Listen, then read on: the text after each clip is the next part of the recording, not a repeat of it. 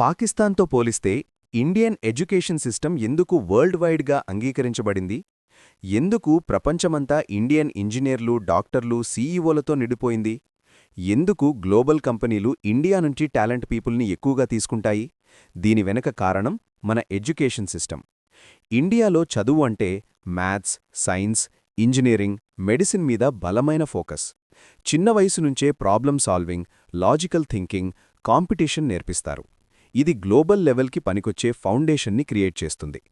Indian ఎడ్యుకేషన్లో English కీలక పాత్ర పోషిస్తుంది. దీంతో స్టూడెంట్స్ ప్రపంచంతో కనెక్ట్ అవుతారు.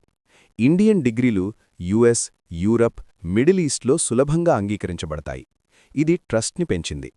ఇండియాలో అసలు స్ట్రెంగ్త్ కాంపిటీషన్. లక్షల మంది ఒకే ఎగ్జామ్ కోసం పోటీపడతారు. అందులో బెస్ట్ మాత్రమే బయటికి వస్తారు.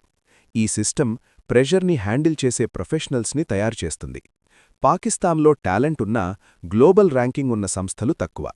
ఇండియా ముందే ఐటీ, సాఫ్ట్వేర్, స్టార్టప్ ఎకానమీపై ఇన్వెస్ట్ చేసింది. ఎడ్యుకేషన్ సిస్టమ్ ఇండస్ట్రీ అవసరాలకు అనుగుణంగా మారింది.